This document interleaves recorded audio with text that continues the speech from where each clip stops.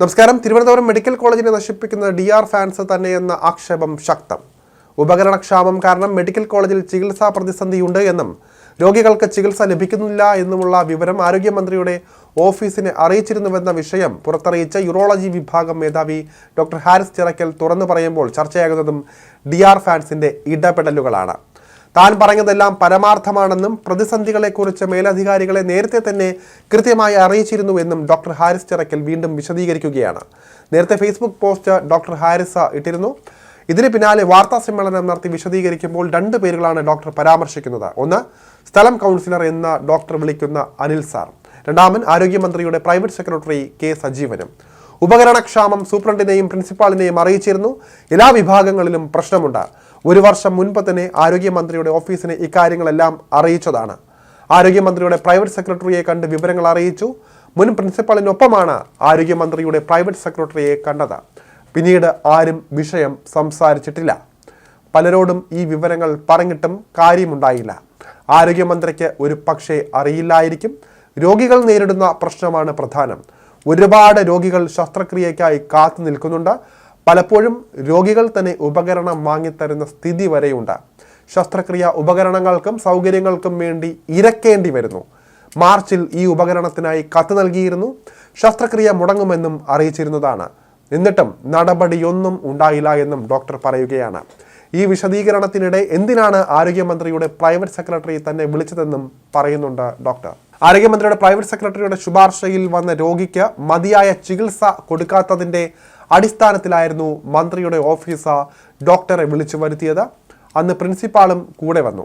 മുഖ്യമന്ത്രി പിണറായി വിജയന്റെ അതിവിശ്വസ്തനായ K. സജീവനാണ് private secretary. AKG centre secretary ആയിരുന്നു മുൻപ് സജീവൻ.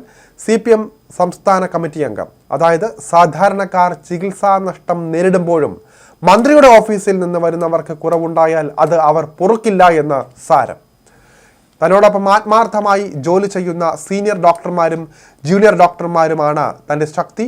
ഇന്നുവരെ വ്യക്തിപരമായി ഒരു കാര്യത്തിനും ആരുടെയും മുന്നിൽ നട്ടല് വളയ്ക്കാത്ത താൻ വകുപ്പ് മേധാവിയായ ശേഷം ഒരുപാട് പേരെ സാറ് വിളിച്ചു. ഒരുപാട് മേശകളുടെ മുന്നിൽ ഓച്ചാനിച്ചു നിന്നു.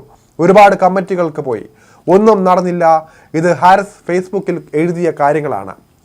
വെള്ളിയാഴ്ച നടക്കേണ്ട മകന്റെ പ്രായമുള്ള യുവാവിന്റെ ശസ്ത്രക്രിയയും മുടങ്ങിയതോടെയാണ് ഡോക്ടർ ഹാരിസ് ആദ്യ പോസ്റ്റ് ഇട്ടത്.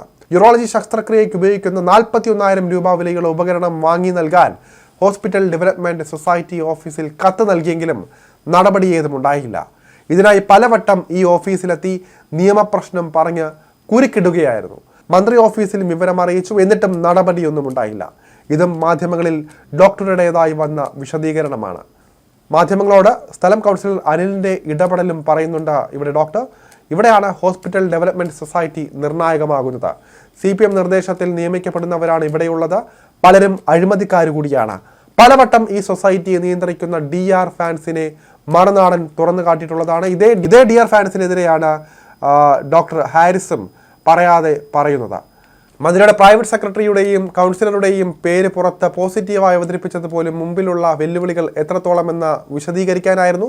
ഹോസ്പിറ്റൽ ഡെവലപ്മെന്റ് അതോറിറ്റിയിലെ നിയമനങ്ങൾ PSCക്ക് കൈമാറിയാൽ തന്നെ മെഡിക്കൽ കോളേജിലെ പകുതി പ്രശ്നം തീരുമെന്നും വ്യക്തമായിരിക്കുകയാണ്.